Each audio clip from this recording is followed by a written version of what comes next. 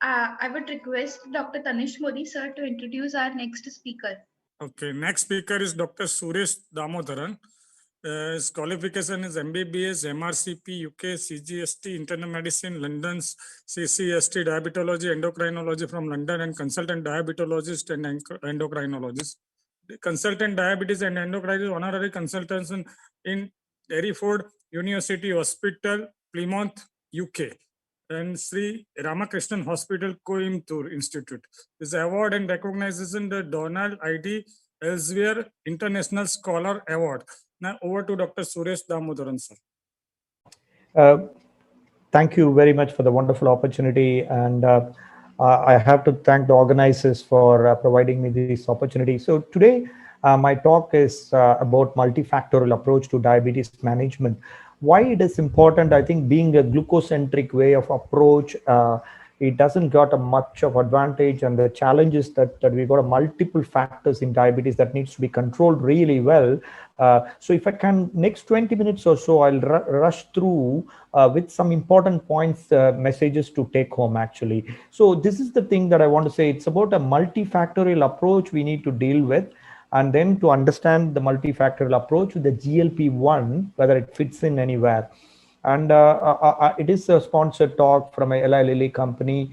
So this is the agenda, like type 2 and CV risk, which we know about, and glucocentric, which is a multifactorial approach. This is the thing that I was speaking about, and what are the possible treatments available, what are the possible treatment that the global bodies are recommending, and how does today's primary talk is about once weekly dulaglutide. So how does this molecule fit in with all the factors that I'm going to discuss today? For example, glycemic control, weight loss, and the challenge of hypoglycemia, and anything apart from the randomized control trial, we need real world data. I will also share a few data of the real world, and then how to choose why there are multiple GLP-1s is available, and what is the why you should select once weekly one. So this is the case with anything. If you approach with a case-based discussion, it will be a rise. Think that the patient in front of you, how you will approach that kind of thing. So it is a 66-year-old female with type 2 diagnosis, hypertension, no MI or anything, so no heart disease, presented with shortness of breath, and walks and jogs daily. So current treatment is the metformin and a gliptin and SGLT2, all are on board. The BMI is about 27, so no previous history of peripheral vascular disease. But if you look at the investigation, the A1C is 7.2 and EGFR is almost 62, which is normal, and the BP is 144 by 80, and the diabetic dyslipidemia is there. So heart-wise, as I mentioned, ECG and other things are all okay, except EF is about 55. They've done an angiogram and showed triple mild disease. But it's a diffuse disease, but it is it is negative in few vessels, no PCI is performed. So it is that much a disease that it doesn't need a PCI, it needs a medical management. So do you think the patient has got a clinical concern of cardiovascular disease? Answer is, you know the answer. Diabetes itself is a cardiovascular, but this chap had a CAG, which showed vascular disease is there. Cardiac disease is there. So what is a cardiovascular event in next 10 years or so? We'll come to that in a minute, but I think it will be a quite high risk. So what we need to do is we need to assess how we approach this patient. So we know it's a global challenge, and by the time of 2030 and 2045 in India, it will be a phenomenal growth of diabetic patients. So we need to improve as a diabetes care capital of the world, and that is the challenge that we got. So the difference of an Asian is with the Ramachandran sir's paper, we know that the high risk of diabetes is induced due to low threshold to the risk factors. So the risk factors are there for a Caucasian and an Asian, but how the risk is compared to Caucasians. So Indians have low age threshold for diabetes. We see diabetics in age of 30, 35, and more less than 20s in some cases with IT fields. The threshold of BMI for risk of diabetes is lower than 23 in India. So the BMI is much lesser for Indians, and the waist circumference is also low. So if you look at the Asian phenotype, the low BMI increased body fat. So you see a thin Asian, like a thin Asian, where we got a slight pot belly alone. That shows that increased body fat, especially the visceral fat. But if you look at the onset of diabetes is very common in the young age group, where when we mentioned earlier, and insufficient beta cell response in normal weight. So this is the thing that is much more worrying, that visceral fat. So if you look at the asymptomatic cardiovascular disease, as it's shown in the red square box, the 10-year risk is very, very high when the duration of diabetes goes up. When more than 15 to 20 years, it risk goes up to almost 40%. So it should be a multifactorial approach. This is demonstrated very nicely in STENO-2 trial. So that mentioned about lifestyle modification, blood pressure control, platelet treatment, glycemic control, and dyslipidemia all are approached. So benefits of different intervention in 200 diabetics you can see when you do approach with a blood pressure of 4 millimeter and cholesterol very well, and then A1C control, then I think you got multifactorial approach so that you can treat a patient holistically. This is the trials that the VADT, UKPDS, Proactive, all these trials are intensive glycemic control. We mentioned about a glucocentric approach. When we do that, if you see the UKPDS and Proactive and Advanced, these have showed, UKPDS is the one which showed event rate is grossly super duper benefit sort of a thing that is mentioned in UKPDS. But other than that, I think VADT and Accord even showed some harmful effect actually. Accord and all, there are a lot of deaths and everything. And VADT is a veteran study where people are left alone with a good bad control or whatever control, variable control, and then you do an intensive control and you don't see much of difference actually. In fact, they all had some negative effects in the Accord trial alone. So just trialing and treating blood sugar alone doesn't help. But if you see the diabetic management, previously we dealt with, if you want a goal to A1C to be lower, SU and insulin were the mainstay of treatment. And 2000 to 2010, or the next decade is almost like with TZDs and DPP4s, but 2010 onwards, now it's 2020. So GLP-1, SGLT2 plays a major role. You take any guidelines for that matter, it is a multifactorial thing that is wanted. So we don't need a glucocentric alone. We need a hypertension, we need a microalbuminuria and renal protection, inflammation and oxidative stress. We got excellent data coming out of the SGLT2 molecules and also the GLP-1s. The cardioprotective effect is also very important. So all these four colored one is very important and it's a must actually. So that is the basis that all the guidelines which came in with the multiple guidelines with the ADA, ESD guidelines, all came in with mentioning about DPP4 and the GLP-1 and SGLT2 primarily. If you look at the right hand corner with the ASCVD predominant cases, it's mainly with the GLP-1 and SGLT2. So why it is thought about, GLP-1 for past 10 years or so, you would have seen the mechanism. It acts on the gut, it acts on the brain, and it acts on the pancreas, liver, and heart and brain. So this is the complex cartoon that will mention about in the past 10 years, we are knowing more and more about this GLP-1 molecule. So it helps in multiple ways, including the heart and liver and a whole lot of pancreas as well. So pertinent questions regarding the GLP-1, if you look at the comorbidities, weight control, glucose effect, hypoglycemia, talk about everything actually. The short-acting molecules are exenatide and lixisenatide, which is the lixisenatide is Sanofi one, and we got dulaglutide, which is the Lilly one, which is a long-acting, and semaglutide is a Novo one, which is not yet in the market. So the long-acting one, which is currently available, is dulaglutide, which is almost like a weekly acting. Half-life is 5 days, and we have to give this injection every week.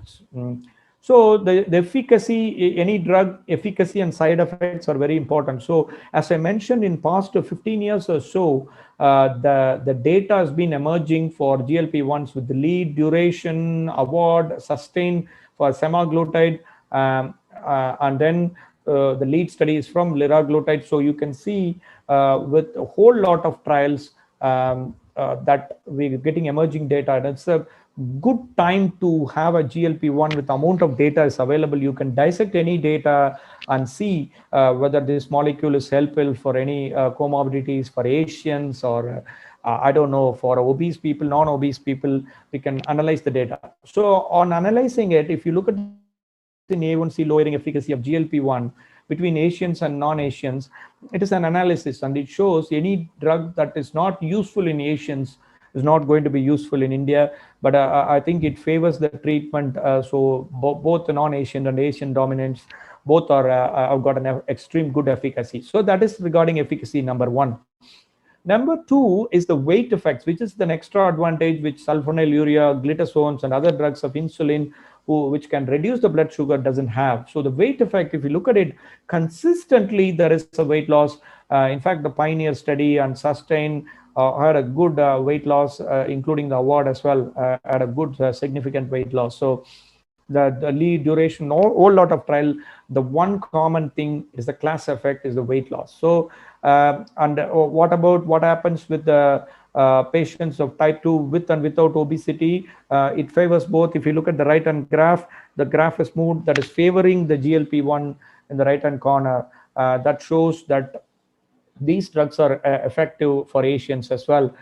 With obese or non-obese, it doesn't matter, it works really well, and that is the thing that has come out of this analysis. So again, to show a normal BI individual and overweight individuals, it favors the GLP-1 treatment. So GLP-1 treatment is I've shown you the data to show whether it's efficacious or not, and now the weight loss data I've shown you. So the third thing is the safety. So third one is safety, is about the side effects, which is nausea, vomiting, and diarrhea. Look at all the molecules. All the molecules have the GI side effects, which is the way that molecule works. So of course we have it, but the newer molecules of dulaglutide and liraglutide, but dulaglutide, especially the GI side effects of exenatide, which is like a weekly twice injection, daily twice injection. Exenatide Byetta, which was available in the past, had a lot of GI side effects, which is not there in this molecule actually. So the dulaglutide offers a A1C reduction significantly. It is glucose dependent, so it doesn't work if the glucose is not there in the body. It reduces the hepatic glucose input, and then showing the gastric effect, so that the blood sugar control is excellent in these cases. So if you look at the data that is coming, because FDA is done after the rosiglitazone fiasco, all the drugs have go to vigorous data of cardiovascular safety. So when it comes to dulaglutide, the 3-point MACE, which is in the REWIND trial, it showed an excellent benefit. The one important point is the complexity of the patient, what we see in our clinics. So in our clinics, you and me see patients with anything from primary care to very complex patients of renal failure and heart failure and other things. So in this group of patients, any study have been done with the GLP-1, which is a long acting? I think that will be answered by REWIND. I will talk about it very quickly, and the one important slide that I want you to remember. So there is weight loss, there is a safety, and there is a cardiac endpoint data. So the award trial with dulaglutide, you can see with the monotherapy with versus metformin of award 3 and versus gliptin. So I haven't seen a molecule which has got a study with each molecule, the dulaglutide with each molecule head to head, and also along with the additional as a drug combination. It worked beautifully, and that reassures you that it's absolutely safe drug to be used. So 2 drug combination is with sitagliptin when it added to metformin, and then you can have a award 6, which is a head-to-head with liraglutide when it's added to metformin, and then placebo as well. And then there is a 3 drug combination as well, along with add-on to metformin and TZDs, and then glargine. It is a head-to-head with the glargine. I'll show you the data of that.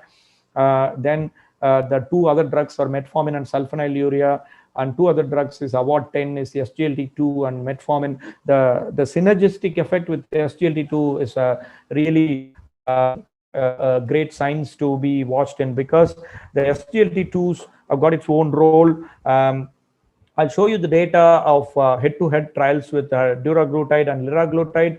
Both are got a supreme efficacy. And also, if you look at the other things like with this glargine, the benefit is it's not only the controls the blood sugar, dulaglutide, but it's got an additional advantage of weight loss, which is amazing actually. So when head-to-head with Viata, it worked really well and it shows superiority. And I'll show you the other data in this thing. So when it works, where it works from stage 1 to complex treatment wise, which with a multiple drug regime. So it reduced the A1C, even if you're focusing on glucocentric alone. If the baseline A1C is 8.5, the A1C reduction is 1.3%. But if it is more than 8.5, it's almost like 2% benefit actually. So it is not only reduction immediately, but Award 5 shows that this is effect. What we are getting is a sustained effect, and that shows. So when you, this is the trial I was mentioning about with the dulaglutide and insulin glargine.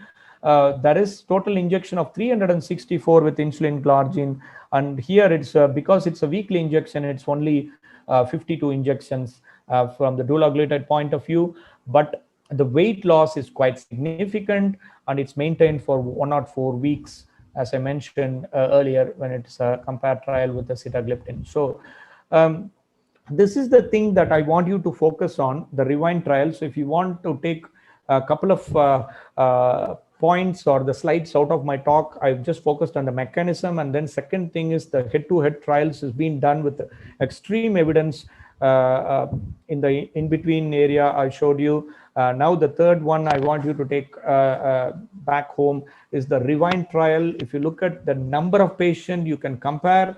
The amount of number of patients is phenomenal, but more importantly, the female inclusion is more, which is not got in any other trials.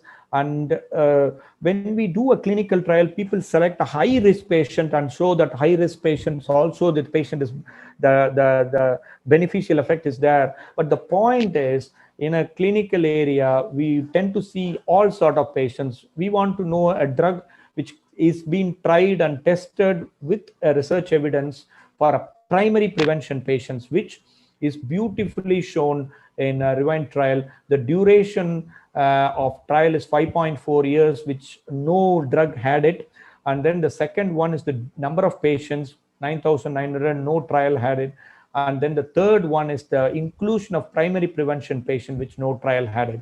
So even with that, you can show the 3-point MACE is almost 12%. Ladies and gentlemen, this is like a 12%, despite the patients are all not established CVD. So if you do have an established CVD, if you have 12%, it is not that much significant. But if you have included all the people from the primary prevention as well, then it is an amazing result. So and that is the benefit that dulaglutide got. So hope you are convinced that it is a cardiac safety molecule with extra benefits. So the key highlight is majority of patients, as I mentioned, is established without established CVD, and statistically significant 12% reduction on MACE, and the major CV event demonstrated reduction in the major CV events, and adverse event of REWIND is consistent with dulaglutide, other clinical trials of dulaglutide. So how should be there in the clinical practice, but just to simplify in this slide, robust A1C reduction, the delivery system, we can't see the needle, and then the sustainable effect. So almost doctors and patients using, you can see 99% is reported easy to use, 98% self-inject, and 97% willing to continue. And the adherence is very important, which is very, very good in this drug, in spite of people paying from their own pocket. So discontinuation rate is very less. Just to show the real world data, that once weekly in the real world data, as I said, RCTs are different. Real world is also showed the same benefit as the RCTs in the 6 months of the trial. And this is the Indian data with the dulaglutide versus liraglutide, and it shows clearly the weekly ones are much more better in India. Samit Ghoshal and other guys have done a study. It shows significant benefit when it comes to safety and efficacy of the drug, and also the weight reduction is also much better. So I don't want to go into the details, but I think if you can compare, the once weekly performs extremely well in terms of efficacy and also the safety wise. There are similarities with the GLP-1, but the difference is once weekly has got effect on gastric emptying, potential kidney protection, and the data for more than the duration of the study. It's all with the dulaglutide. So when it comes to a practical consideration, device, dosing, patient factors, all should be considered, and all is performed very well with dulaglutide. So if you see the green tick, that ticks everywhere with the dulaglutide trial. Just for summary, I've approached this thing in the topic as not a glucocentric one. There should be a multifactorial approach should be there, that is proven in Steno-2 trial. Now, with the data that has been provided, I've convinced you that multifactorial approach is better, and GLP-1s are up in the list. And among the GLP-1, weekly ones are much better for efficacy, safety, and also the weight loss. And I also showed compared data with other GLP-1 to show weekly ones, especially the dulaglutide, is better. And I've also showed about the REWIND trial, which showed 3-point MACE of 12% reduction in spite of including maximum patients from primary prevention. I stop there, ladies and gentlemen. Any questions? I'm happy to answer. Thank you. Sir, it was such an insightful session. So thank you for this.